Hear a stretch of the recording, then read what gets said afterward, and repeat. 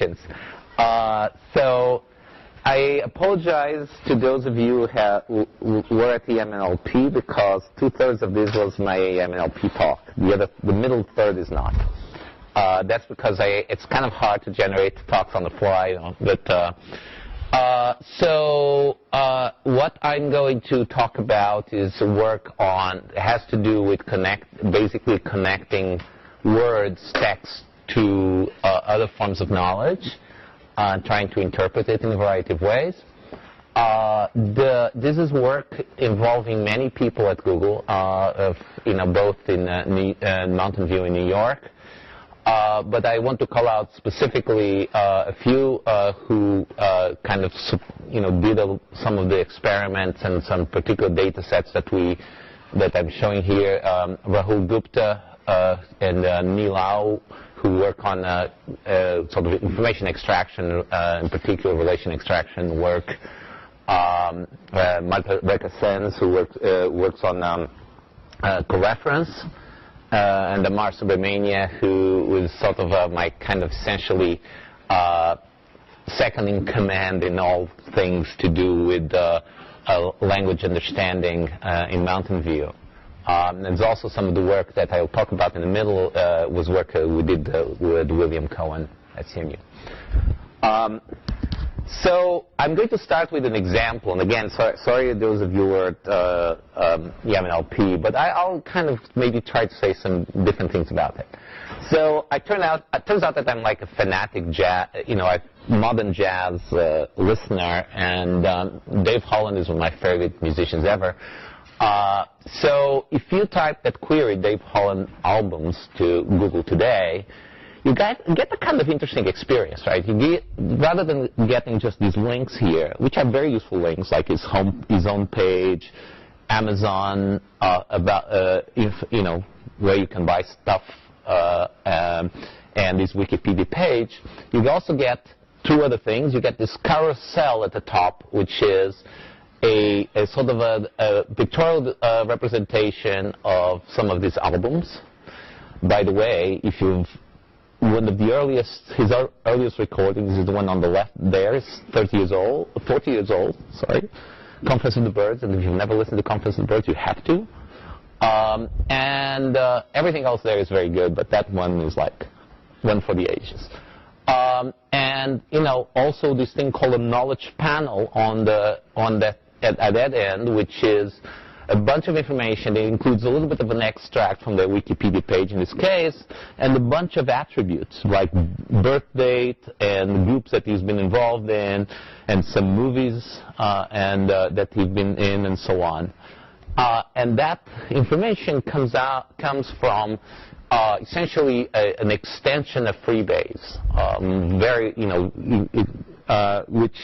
So Freebase, for those of you who don't know, was created by a company called MetaWeb initially, but it's an open and publicly editable knowledge base of essentially triple representation, RDF representation.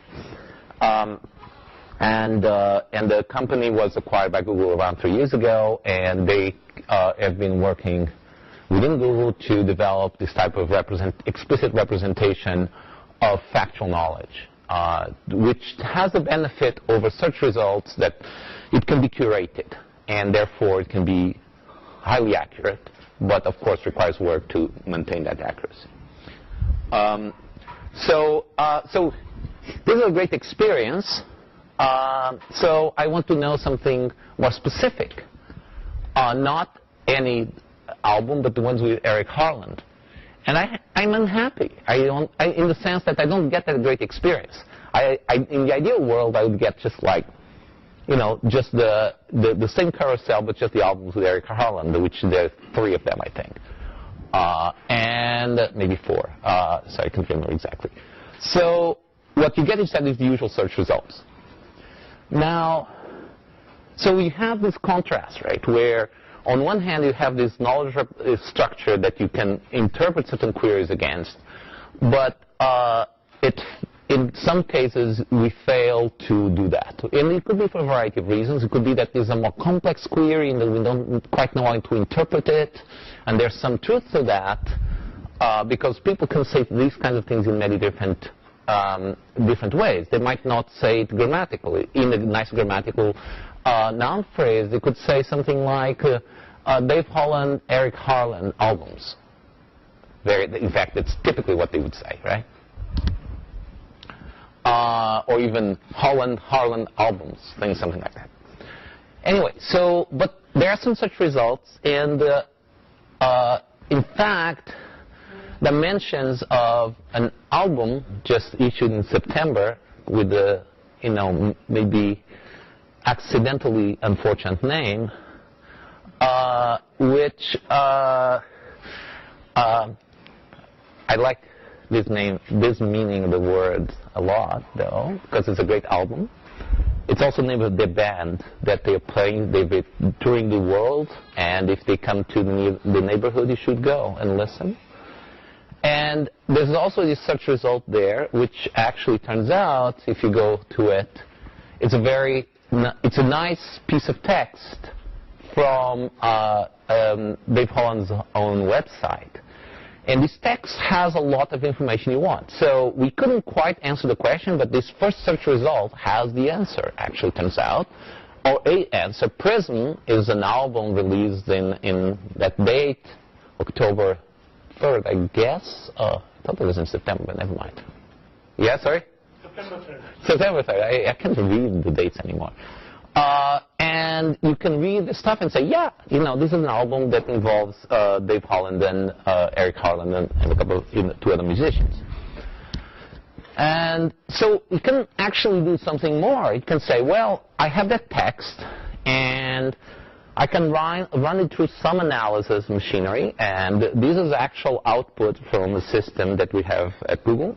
And what you see there is a bunch of so the text has been. So I took just some of the text from that and pasted in the little box, and then it parsed it, analyzed it for me, and I see things like in red you have actual names. By the way, interrupt, harass me, whatever, at any point.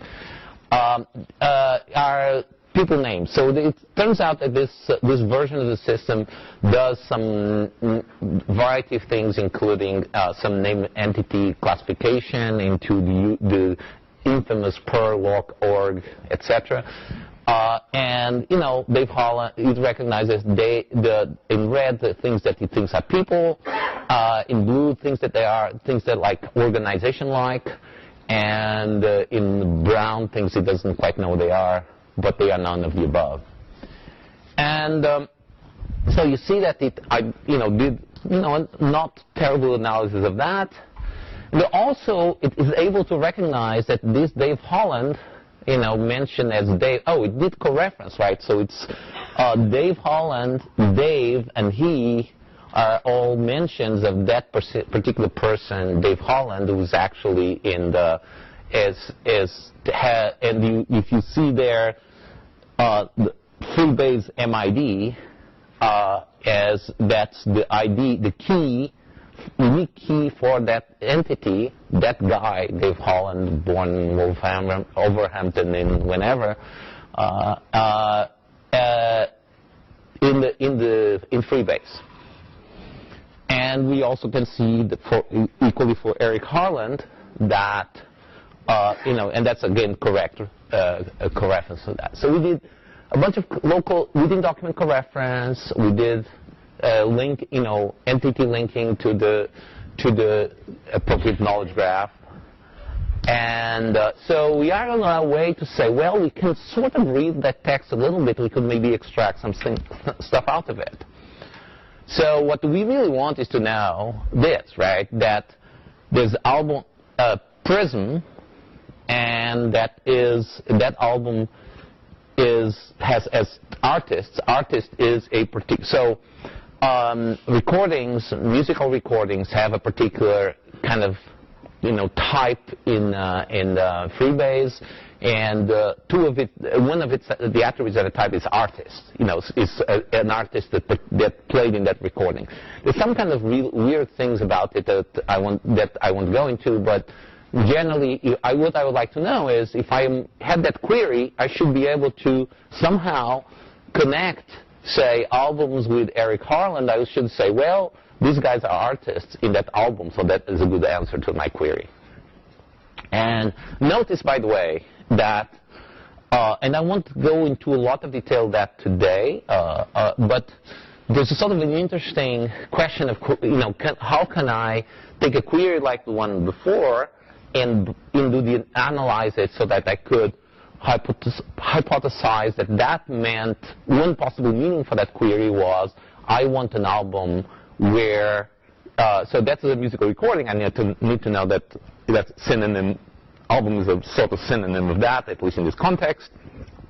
And that with might mean, in this case, another artist that participates with in that recording. So how do I map from that natural language query to that path in the knowledge graph? So that goes from Dave Holland back, by artist -1, as it were, and then by artist to Eric Harland. So that the learning, there's a whole set of interesting problems there. How do I learn how to map a query like that to a particular type of path in a graph like this? And of course, there will be ambiguities of various kinds, which you can easily imagine.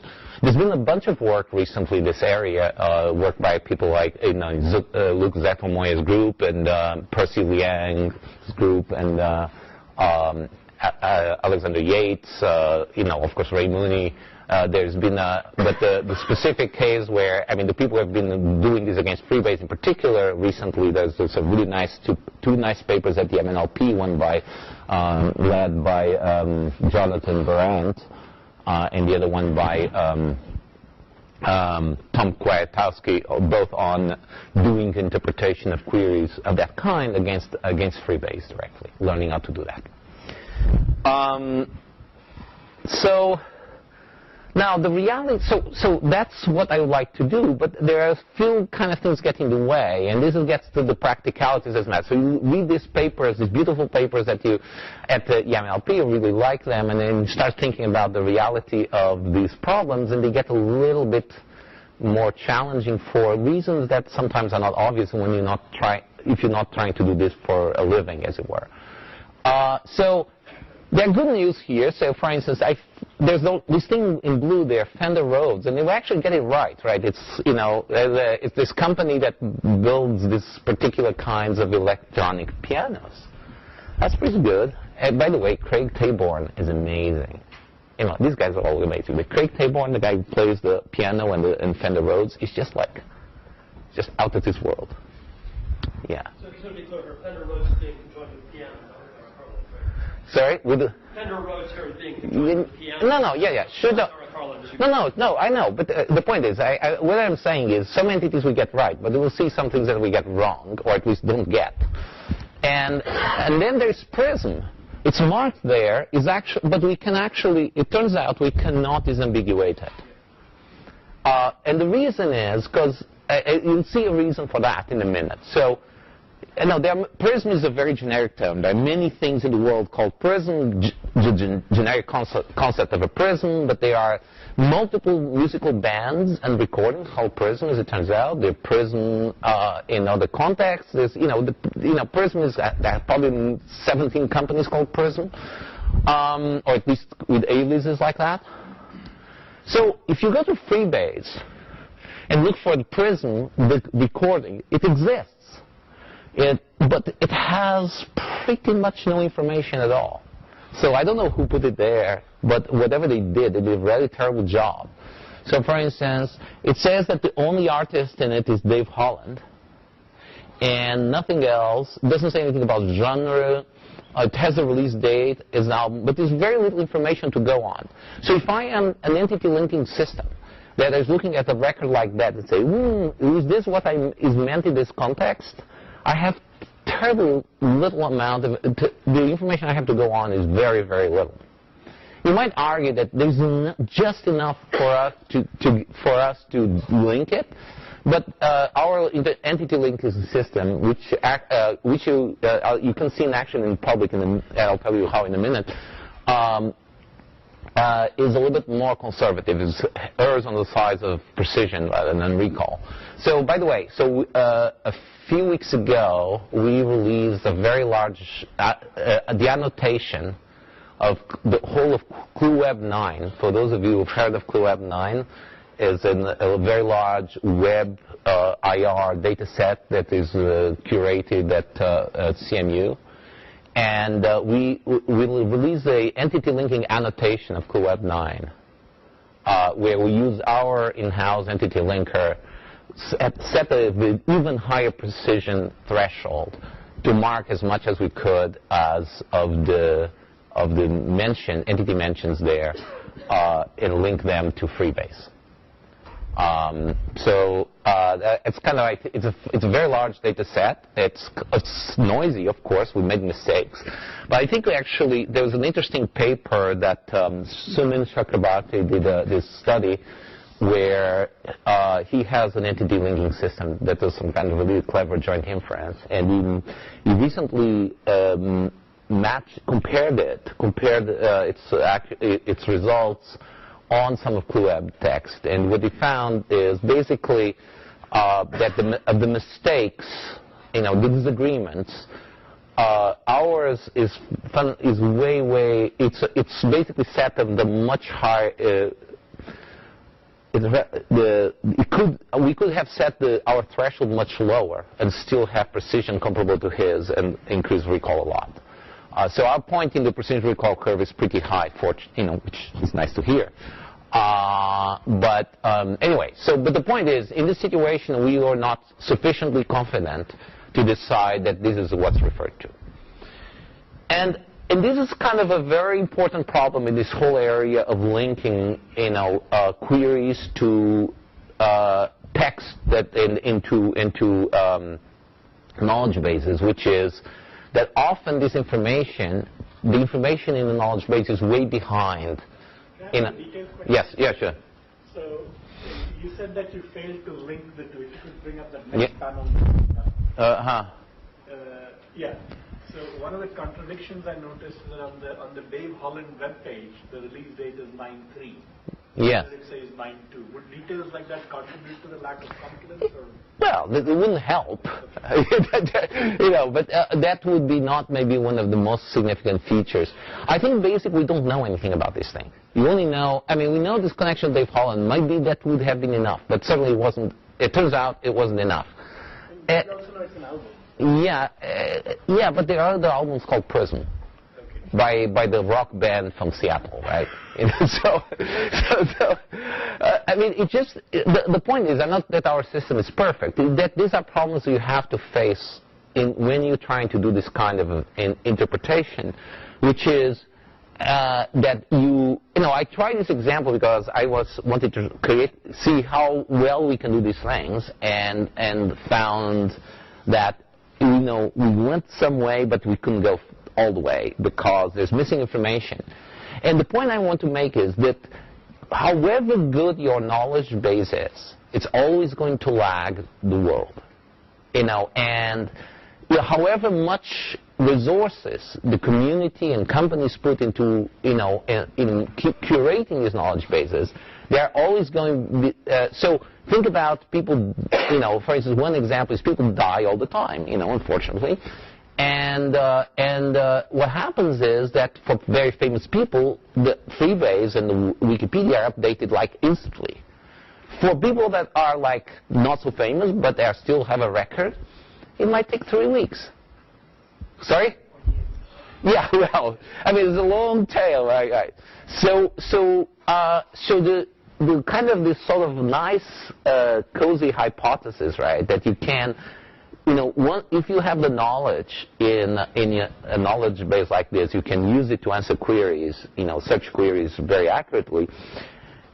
It can happen, but there are many failure modes, and many of them have to do with a point where you really have to say, well, if I want my knowledge base or my question answering to be more thorough, I have to go to the text. And that's the sort of the thing that I'm going to speak about next. So, so this is like my slogan for today on this front. So, what do I mean by the main title of this talk is, so what we are trying to do is to learn to translate and link between text by knowledge bases and semi-structured data. So try to create a set of tools and components that can connect these things together effectively. And but we have to accept a lack of semantic detail. That's why we call it low-pass semantics. All this higher frequency is gone, because we just, in part because many times there are sort of subtleties in sense of terms and in the contextually dependent word senses and inferences you can draw that are just not available to us, not at this point. But in the third part of the talk, I will get around to say, well, some of those are actually more available than people think. And so the idea is when we have these links, we can do certain inferences, for instance, the inference needed to answer that query, and which are like proxies or sort of hints of meaning. I mean, they are not the full meaning of the text. They are not by any means, they don't achieve the kind of level of understanding that, even relatively young kids achieve, but it's useful enough in a number of situations. So let me just, before I go on, give you a kind of a little vignette of the kinds of things that we do day to day. We do this at work, but it's other groups in other companies or in academia do similar things and may not necessarily do exactly the same accuracy or the same efficiency. But so if I have a little bit of text there about someone, and we can, everybody knows that we can parse this kind of stuff pretty well with dependency parsers that can be very fast. Make mistakes. In this case, they didn't make that many mistakes, or any. And we can, given that analysis, then we can identify things like, the noun phrases, proper noun phrases, pronouns, try to hypothesize co-reference relations, like here, his, Wesner, and so on, and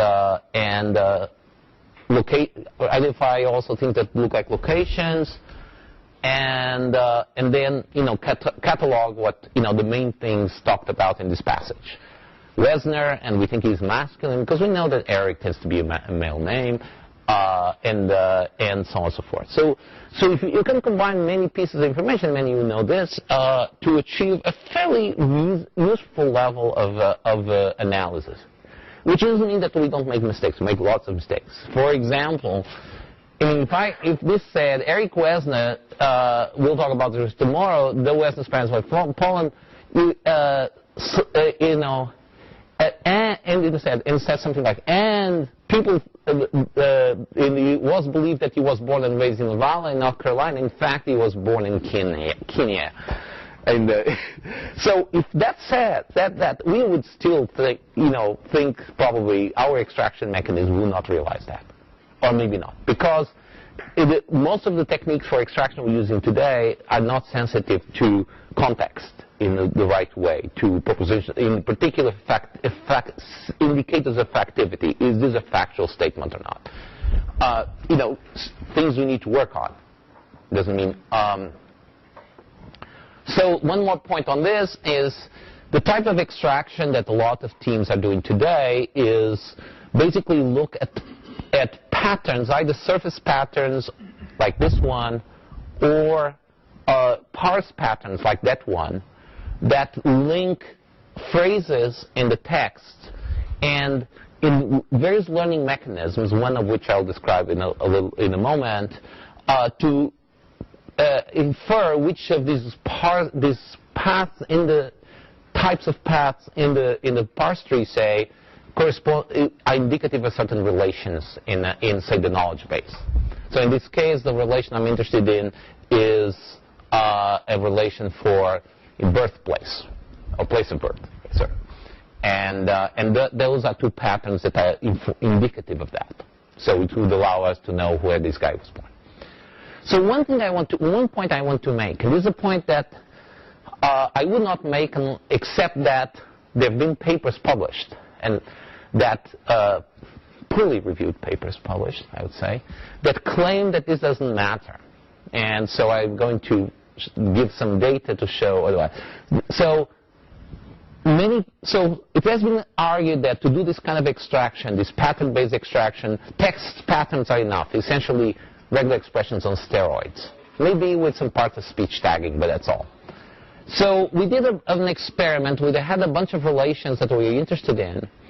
And we were trying to find on a large collection of text matches for those patterns, and then do essentially a pattern induction algorithm, which of the kind that I will describe later, although it's a simple one, and which says and try to see how much we can extract. So we have a very large collection of text, and we have a bunch of examples. That then lead to 580,000 matches, instances, from which you can abstract 187 text patterns. Those correspond to 24 relations, and these two numbers here are, the first number is how many of the things that we actually extract on new text using those patterns we knew already in the knowledge base, and here's how many we extracted that we, by doing this sampling, we believe are at above a reasonable level, a threshold of accuracy. If I remember correctly, 90%. So those are the numbers for that condition. Then I apply a parser, and I call it slow, although it's fast by other standards, but it's slow by the standards that matter to us. Slav Petrov, some of you know, says you should change a slide, and I forgot, to accurate parser. It's actually not slow. He points out correctly. And just by parsing, we can get, and using parse patterns, we can get way more patterns, way more relations, lots more known triples, and also lots more likely triples. So we are, for various reasons, we haven't yet finished writing up this thing for publication, mainly because we've been busy with other stuff. But this is pretty nice, I think. But this following is even nicer. We have a coreference system, within document coreference system, which is kind of comparable to the state of the art in the literature, say like one of the Stanford Sieve system, I say. And see what happens when we apply coreference. Everything goes up a lot. And is the number of extracted triples, the number of relations, everything. Is this surprising? Not at all. I mean, very often you have, he was born and raised in Raleigh, South Carolina. Who is he? Now, a system that, an extraction system that doesn't do coreference is not going to know who he is, and it's going to fail that fact. And we've seen this. I mean, actually, so kind of a pro tip here. If you're doing extraction, do coreference. We use this for real, not only our team, but other teams at Google. Having a decent coreference system on the text makes a huge difference in the quantity and quality of extractions you can do. Let me ask you a detailed question. Yeah. When you say you've discovered from 24 to 32 8 more types of relations. Yeah. So is the relation just some kind of predicate, or is there some normalization that's involved? Well, so these are relations where we know the relation in advance, right? So I know, and we start with, we bootstrap. It's a bootstrap like a snowball type system, right? Although we don't iterate. You just take a bunch of known pairs for the relation, match them against the sentence in the text, and then find the patterns that are common. And the point is, of the relations we started with, which was, I think, 40, many of them we couldn't get any yield. Yeah. So you don't have to label the relations. Yes. Yeah. They're known relations. Yeah. We're not doing clustering. Yeah. One more thing. When you go from just parsing to the coref, does the pattern then become more complex? Like no, the patterns are the same. No, the patterns, in this case, the patterns are the same. It's just the correct has been resolved. The reference was resolved. We know that he is Eric Wisner in that case. Now, correct makes mistakes. But remember, this is aggregation, so some of those mistakes get cleaned up. Yes? A quick question. So when people develop parsers, they have their own metrics like escort. Does progress on an escort equate to progress on this? You'll see. Next column. So this is like a labeled F score for these parsers, which are dependency parsers. It's not very high, but remember, this is not Wall Street Journal text. And you see the difference there. The fast parser is, I think, 15 times faster than the slow parser. So it's less accurate, substantially less accurate. You see at the bottom row. And yet, the quality of the extraction is not much worse. Now, I'll give you a caveat. If you are doing these extractions from Wikipedia, the quality will go down a lot more. So it turns out that Wikipedia is written in especially hard to parse English. You know, it's right, it's true. So in fact, whenever we do any kind of work on Wikipedia, we parse it with the guy in the middle, the slow parser, not with the fast parser. Sorry? I don't know. Oh, I've not tried it actually, or maybe it has been tried, but I don't know of any. But normal. So here's the reason. Like, one of the reasons is you take the opening sentence of any biography page in Wikipedia.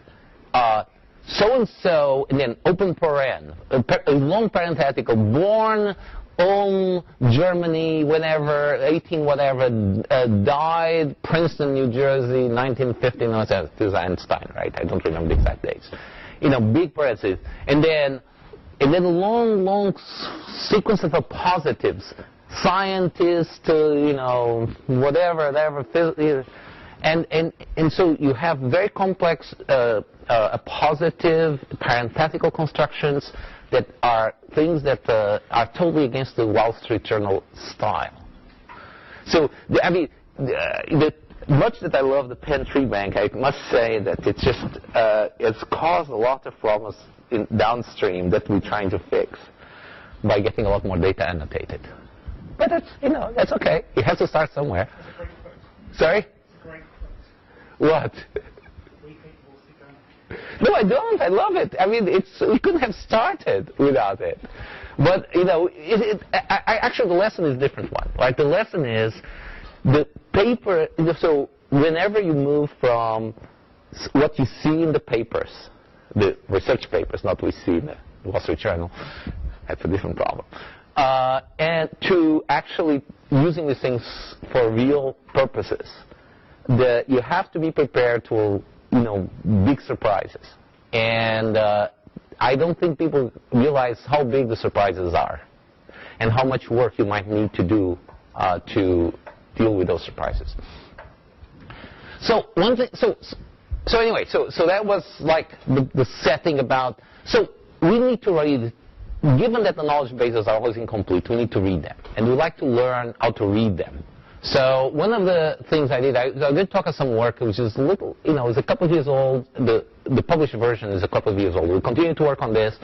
We have a lot more going on right now, which we hope to submit to publication within the next 6 months. But so it's this idea of doing joint inference of some kind between freebase or the knowledge base and some text, where we parse the text, we linked to entity resolution or entity linking, we link the records for entities in the knowledge base to the text, and then we try to essentially find paths in this joint graph or path types that are indicative of certain relations that we're interested in populating a knowledge base with. So for the purpose of this discussion, the path type is these chains of labeled arcs in the graph. So so it might be here a mention. This entity has been mentioned, and then I might go this way, a subject, and then I might go somewhere, I might go somewhere else, and so on. So I'm going to traverse these edges and record what the labels are on the edges. I might traverse an edge backwards as well, so that I could have, for instance, mention -1 going that way. So we're going to look at random walks on such a graph, because these graphs are big, so we're not going to explore them fully. And what we're going to do is to learn weights on the types of paths, that is, the sequences of labels, that favor walks that connect the sources we care about to the destinations we care about for a particular relation. So kind of basically we start with something like we have some directed edge label graph. We have some source, some target, and so we want to we hypothesizing some labeled new edge R, and we want to know where that sources are connected to target by starting with some examples and saying, oh, if I went to say RK and RN, maybe that's an R as well. It's that pair is one that I was given as a training example. I say, well, okay, that's an instance of, say, for instance, profession. So maybe the source is Miles Davis and the target is musician, and the relation R is profession. So William and Milau and William Cohen did this work a number of years ago. It was part of Mi's dissertation. And we've been exploring this idea both before he came to Google, when he was an intern, since then. So we have these path types, and what we're going to do is to score them basically by a logistic regression type model. So where you have two components. One is what's the probability according to the random walk of going from S to T, where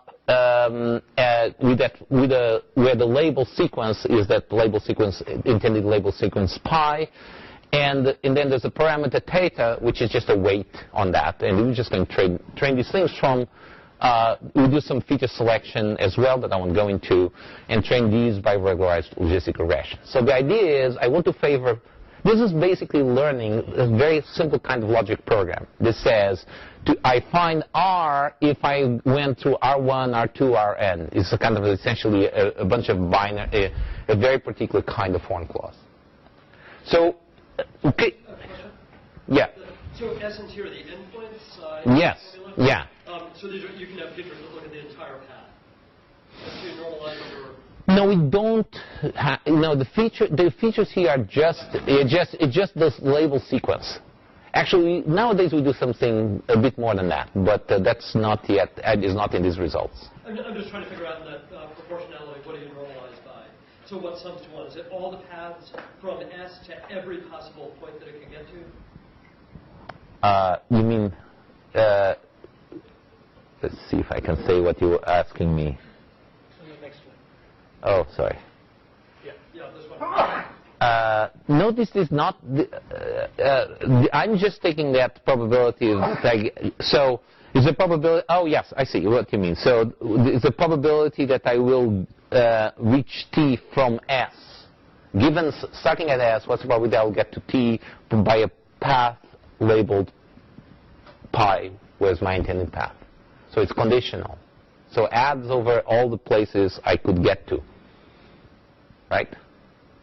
So those probabilities typically are very low. Those numbers are typically very low.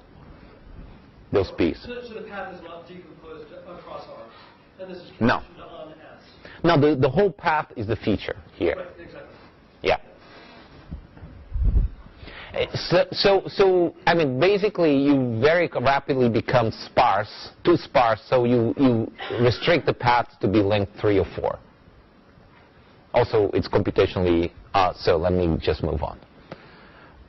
So one case study we did a while ago is we had a version of FreeBase. Back then, FreeBase was half of what it is today. So this has been growing very fast. But And we are studying three relations: profession, nationality, and parent. 2 million people in Freebase back then, of which only 0.3 had back then a recorded profession. And most of the people we knew there were either politicians or actors, because those are the famous people, right? And then you have to do some careful, for training these models, you have to do some careful sampling. So in particular, you have to be for a relation where, that has a frequent, for instance, profession, there are many people who are actors, and for instance, and so you want to sample with respect to the number of actors, basically proportional to the 1 over the square root of that. So you shrink the number of, proportionally the number of cases of actors in your training data. And then for negative examples, you sample pairs of concepts that are compatible with the relation in terms of types. And so we do the sort of the standard text processing that we discussed before. The corrective resolution algorithm we were using back then was sort of in the style of pretty much comparable to the deterministic Hagege-Klein algorithm. It's doing something slightly different now, more like the sieve algorithm, and do this linking. But the one thing we do, we do not use for these experiments our current entity linking algorithm. We use a very simple thing that for each phrase, we just took the most probable entity for that phrase, for a named entity. And the reason we did that is because, since it was for publication, we didn't want to have this hidden piece that people could not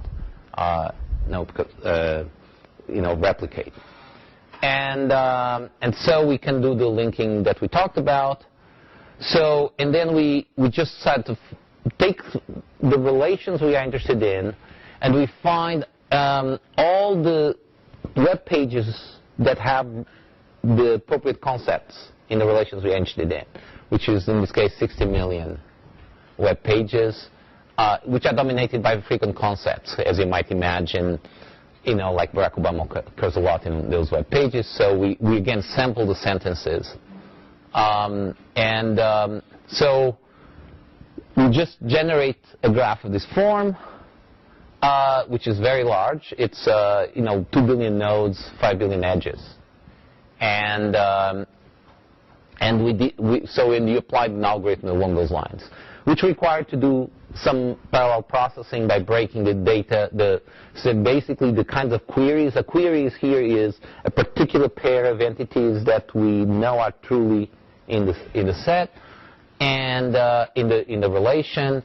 And so we explore in parallel all the places where they match in the text using an inverted index, and then aggregate the results of the patterns that of the path types that appear with the good weights. So here's the kind of example, a path that's actually learned for profession, which is if I am mentioned in a coordinated structure with someone else, Miles Davis and John Coltrane, and that person is, say, a musician, then I may be also a musician. This is not certain, but this is the kind of the feasible rules you learn. A and B are, when they appear in say news texts, often A and B do the same thing. Typically they are both players in a major league or something like that. So clearly, you look at an example like this, say that it's fallible, but these are the kinds of rules you can learn and give you a set of. So in fact, as you see the numbers, so what looking here is profession, nationality, and parents. If we just try to infer by generalizing, by taking other, so sometimes you can infer a relation just from the knowledge base. So if A and B are, two people are, say, members of the same team, then they are both probably, and if one of them is a football player, the other one is likely to be a football player. So that's just what you do with just a knowledge base for profession. And if two people live in the same city, then they may with some probability be more likely to have the same nationality. Of course, that's very feasible, but now if you only do extraction so you have only from the knowledge base, only from text, and then by combining the two. Basically, systematically, you get a substantial improvement in the score, which is a mean reciprocal rank, where where you look at the rank of the correct answer and in your list. Now, these numbers may look low, but here's what's interesting when we actually look at human eval and look at the precision of the top-ranked answers. The precision at 100 for profession is almost good enough for us to automatically put in something like the knowledge graph. Because we actually know that these things are not, the error rate in something like the, freebase is in the high 90s for the very common relations. Nationality is even better. Parents is really bad because that's partly because parents, you have two parents, and one is male and female, and those things kind of, and the way the freebase represents the parent relation is actually, mother is parent that is male, and that makes some complications in the inference. So parent doesn't work as well. And also you typically confuse parents with sisters and brothers and so on because the patterns are not specific enough. But the level of results that since then have become quite a bit better, but both us and another team at Google have been using these kind of techniques or related techniques pretty effectively. And the other thing which is kind of interesting is this coverage thing for profession. When we extract 100,000 these triples automatically, 79,000 are about 79,000 or almost 80,000 different people. So we're getting a lot of yield out of this, a lot of new people. And that's actually been a very useful thing for professions because profession is so rarely populated. So, third part of the talk. So we can do this kind of thing, not just us, but many other teams are doing this kind of work. And it has some reasonable quality, but it has its problems. So the most strong attack on the problem of these approaches is a screed, I will use that word advisedly, that was given by Hector Levesque, who's a knowledge representation expert at the University of Toronto, in a paper invited paper at ICHCAI this year. So discussing the kinds of things that I've been talking about so far, and many others like that, it says, he's looking for questions where cheap tricks like this, that is everything before in this talk, cannot work. Let's find questions that are Google-proof. Now, that's kind of fighting words. So when I read this, I said, I wonder if I could play with this for a little while.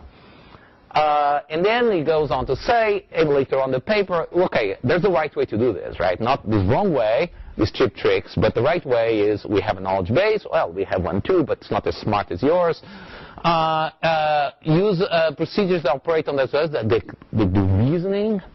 And then when I answer questions, I do it by doing this reasoning on knowledge base. And I say, yeah, I like that, but I know that my knowledge bases often are kind of incomplete, and so I sometimes don't just want to be sticking to the knowledge base. So I say, yeah, that's okay, that's maybe useful, but not necessarily sufficient.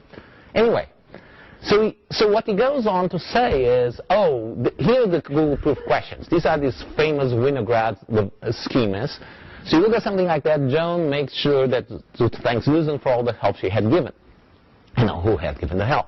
Clearly, a computer can, cheap tricks cannot figure it out because you have to know something about help, and you thank people that give the help, not the et cetera, et cetera, et cetera, deep reasoning. Really, this is out of the box, our correct system realizes that she, by whatever cheap tricks it uses, is actually Susan. So maybe that test is not as good as he wanted. So, but maybe we're lucky, right? We're definitely cheap, but maybe lucky. So now I'll kind of confess that we can sometimes are unlucky. So here's a passage. This is from an actual news story about Steve Jobs. And when he died, Steve Jobs, U.S. President Barack Obama, oh, whoops, what happened there? See that? That's bad. That's not what the writer meant. That's what he meant, or he or she meant. So we might say, this is proof, all right? This is proof that, cheap tricks don't work. Well, so, and he said, access to a large, one of the things he said is that access to a large corpus of English text data should not by itself be sufficient. So, if that's all you have, you're not going to be able to solve these types of problems. So I had a problem in this previous slide, and I say, I wonder. So I decided to count, since counting is the first refuge of scoundrels, and so I did is say, let me look at sentences which are the form when such something. So there's a dependent clause and there's a main clause, and I'm going to look at the cases where. And this is a really cool insight from Marta, that the subject of the dependent clause and the subject of the main clause are the same and both a pronoun. So he, she. Those cases are almost certainly coreferential. If you have the pronouns in that configuration, it's almost certainly that they are coreferential. In contrast, we're going to pick other sentences for the same adverb and the same verb in the same two verbs where the subject is a name, the subject of dependent is a name, and the subject of root is a name. Almost certainly they are not going to be the same name and they are not going to be coreferential. So that's the denominator. And I take the log because I like to make the axis, I have positive and negative in my axis. And so here's when x, so the case we talk about, those two examples, when x arrived, y something or other. So here's something or others. So for instance, when Alice arrived, Bob ran away. So here's that example. So typically, when someone arrives, they don't run away on that same sentence, on that same clause. On the other hand, when someone arrives, they found things like the broken window, right? So this is a very common. This is the average for the whole data set, right? So you see that just by counting, from a large corpus of text, I could infer that typically, if I have a verb like run as the main verb with a when clause with arrived, they probably flee, leave, so on. That's going to be someone else. Whereas in the other case, it's going to be at the other end the same person. Well, let's see the case that we talked about. When X died, blah blah. Well, so remember when he died, a U.S. President Barack Obama called him blah blah blah. Call. Way down on the negative side. So they are not going to. So when someone dies, they don't call. Yeah, they don't call, they don't move, they don't inherit, right? Someone else inherits, right? But they leave because they don't leave the room, they leave stuff to other people, right? They also want things, they wanted things that might not have happened. They worked somewhere, they lived somewhere, and so on and so forth. So just one more example. What happens for call?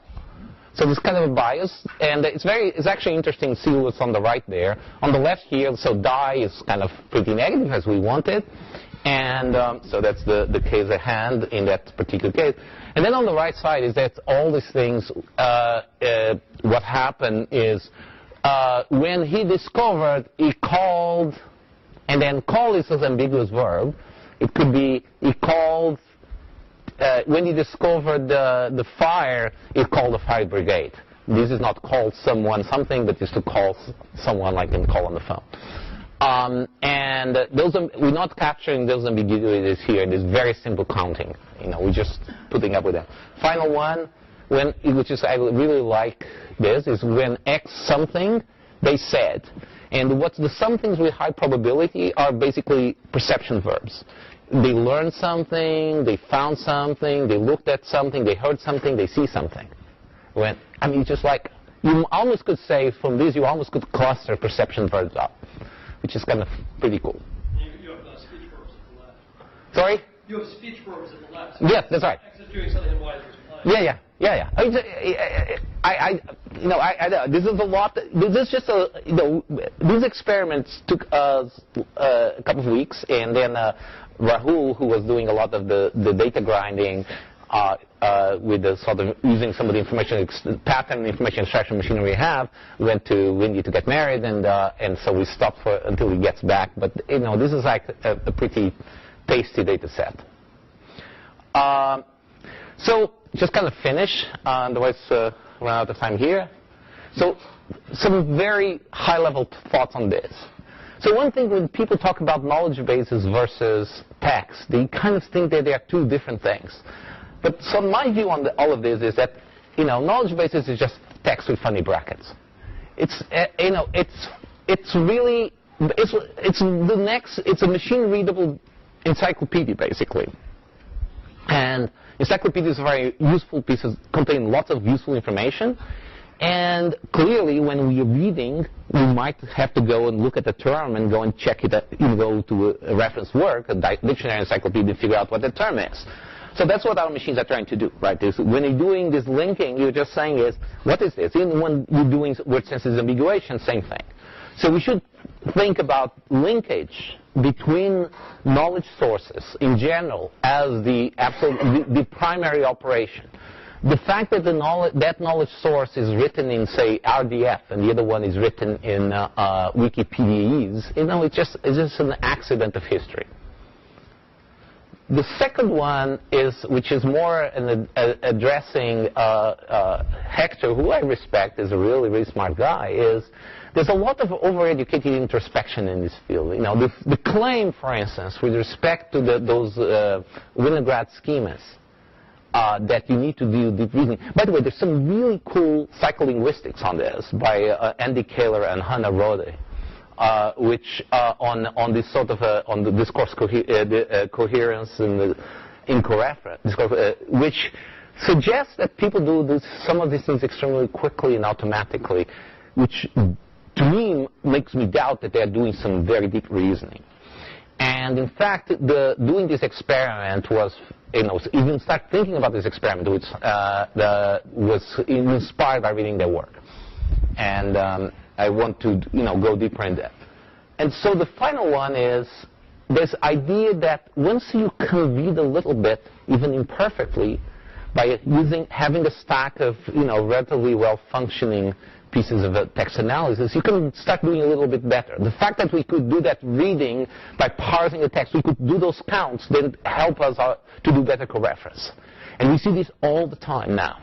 That once you can parse fast enough and well enough and can do the same for coreference and other things, you can really start bootstrapping these systems and you can continue. I don't see a natural ceiling for this. There probably is one, but it's to me, is beyond the event horizon. It is. I can see a lot we can continue this kind of progression for a long while to come without, we'll need better methods and so on, but I think we are in a very good position to kind of do this virtuous cycle between machine reading at one level and then improving the quality of reading that you can do. And that's all. Thank you.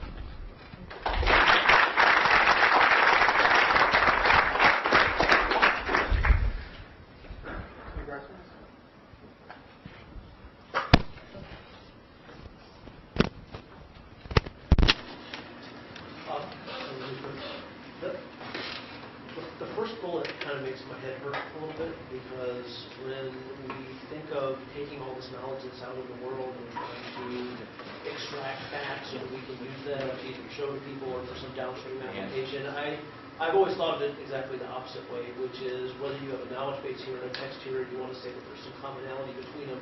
The text, like a Wikipedia page, that's a knowledge base. It just doesn't have.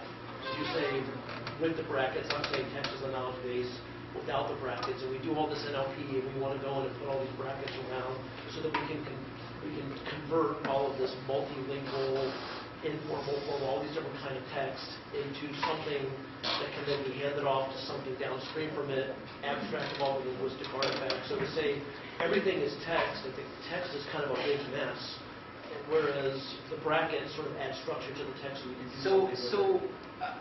The reason I flip this is because working a lot with things like freebase and its extensions, I find the many ways in which they are still a big mess.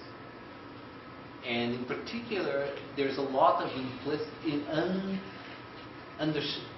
misunderstood or not understood ambiguity in something like freebase. And I can go on a long digression about the mess that the information about music and musicians in freebase is in albums and records. Is it because the semantics aren't clear of the structure that's there? Yeah, and that's because in the end, the concepts that are used are natural language concepts. They are not. There's no platonic universe of a music album. What's a music album? Like you get into what's a musical recording. You can get into ontological discussions that will last through all night as to whether a recording is, the event that happened in a particular studio, a particular time, in wherever, or the bits that were extracted. But what bits? The original bits, or the ones that were downsampled for this? It just gets very quickly. See, what happened is when people started doing ontology, they were misled by people. In the following sense, people are easy to individuate because we are kind of unique. Each of us is different from every one of us. Even fraternal brothers are different in some ways because of epigenetics. We are all different, right? So it's easy to individuate us. But most of the other things we talk about are very hard to individuate. You talk about iPhone 5S. What is that? It's type or token? It's the one that someone has. What about the model 2 or 3? What happens if, for instance, they start using a different chip? Is it the same device or a different device? Once you start looking at this closely, think about the gene ontology. That's a nightmare. It's a freaking nightmare. I used to work with these people. I used to say, please, don't tell me that this is like the truth about how genomics is organized. It's linguistic artifact. The same way as an encyclopedia. It's something that's curated by lexicographers. Fine, I love lexicographers. But don't pretend that you have access to it's Plato's cave again, right? You're looking, thinking that you're looking at these shadows. That's all you have access to.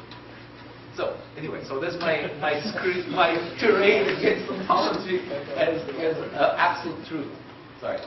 So, if I interpret your talk as NLP is now a commodity that a company like Google cares about and investing lots and lots of money in, then what is it that these people should be working on? Oh gosh. Many things. First of all, it's not a commodity, right? It's very, very hard to make progress. Most of the things you try fail. And even the extraction stuff we do, I love it. We have some value from it, but it is much less value than we should. When I get back from this trip, I'm going to a meeting where we're going to discuss why is it that we cannot get more value from automated extraction. Why are our yields so low at the level of accuracy we want? So the problems are not solved. We can just start to make progress.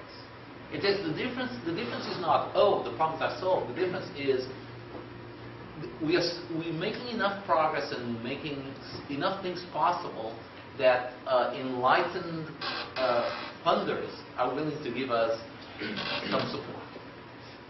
right? So that's all it.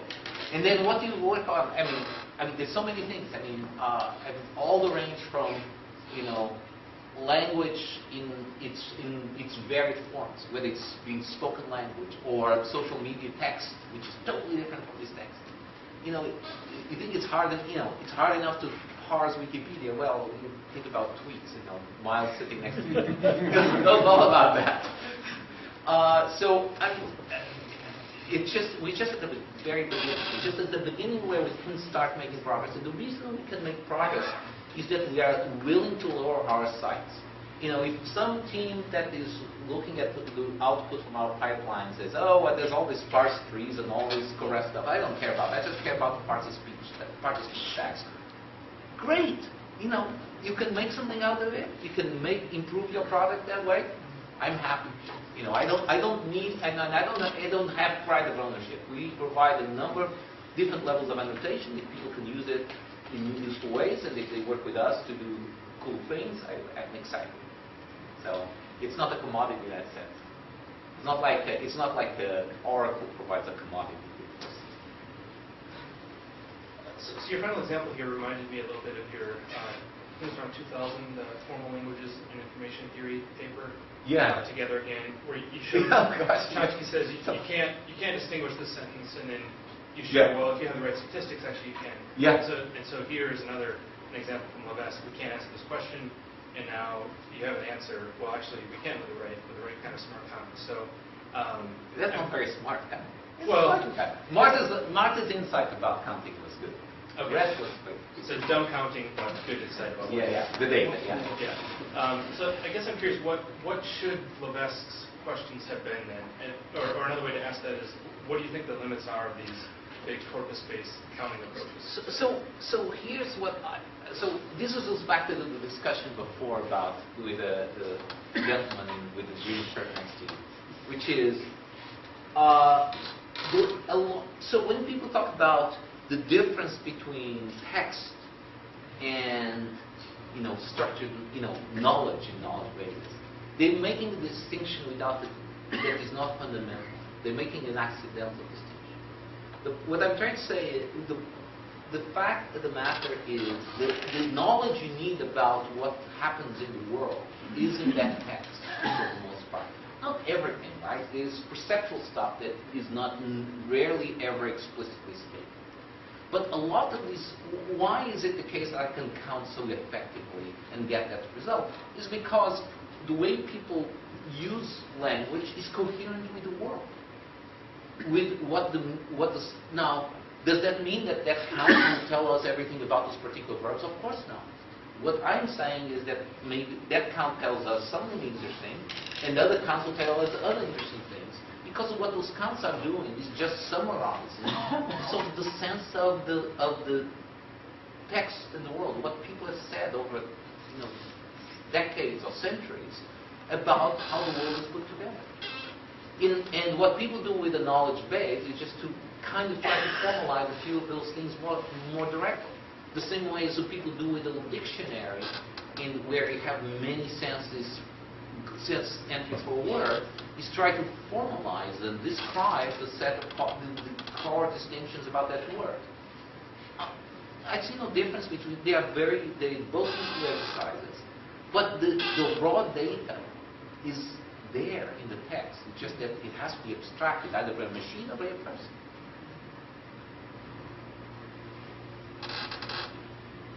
Yep. So you haven't said much about confidence in the knowledge that you extract.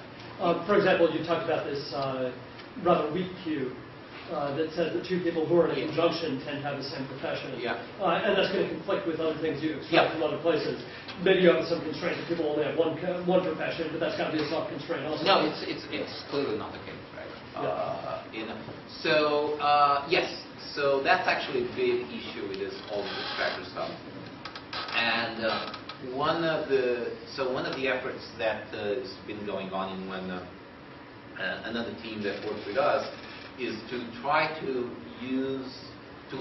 estimate that confidence by looking at multiple sources of the same triple, the same fact, the same alleged fact and try to adjudicate their, estimate from their agreements and disagreements what the sort of what you should.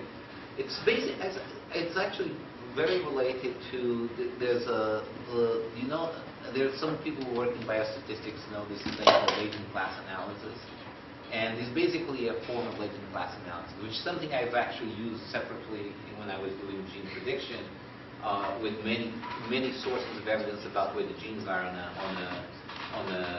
a chromosome. You can kind of even if you don't know the ground truth, you can use agreement and disagreement patterns to learn confidence on the in your predictions. And so they've done those guys have been doing this and actually have some really nice results. So I have a follow-up question actually. Yeah. I heard at MLP from somebody that Kevin Murphy and some other people at Google are turning Predace into a graphical model. That's actually that's the problem. That's the problem. Way of doing That's the project. It's So called knowledge vault. Sorry? Knowledge vault. Yeah, there's actually, they gave a talk about, Evgeny Gavrilovich, they gave a talk about that at AKBC, this workshop, Automatic Knowledge-Based Construction. I think they're doing really nice work. There's still a lot to do. They're making good progress. So I understand that way compared to the relation path ranking. Sorry, I've forgotten the... PRA. PRA, yeah, right. Path relation. Path ranking algorithm. Path ranking algorithm, yeah. So I understand in graphical models how to do this kind of inference and put the evidence together, and I understand how if you observe something strongly, then conditional independence kicks in, and that's good, and so on. Do you think that the PRA is going to get worse results, but it'll be faster, or is there some reason to prefer it? So PRA is a particular way of essentially learning rules. It's a rule learning algorithm. Those don't fit so well in graphical model setup. Well, you can think of it as structural learning and then feed it into the graphical model. You can. That's what it really is, right? Okay. And so in fact, they use PRA as one of the inputs in some of the work that. Good. Miles. So all of this machine is in the context of search. Not Beacon, but pretty much since it's Google. A good part of our business. They have mentioned search or things like relevance, feedback, and so on and so forth. So I could easily imagine by trying to interrogate sort of query logs and stuff, I could do some kind of disambiguation. You might imagine that?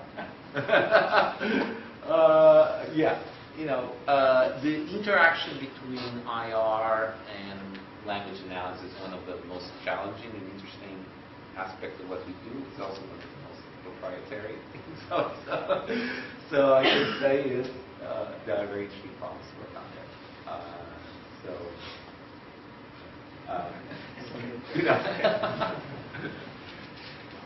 I think we need to call the proceedings to a close, so let's thank Fernando again.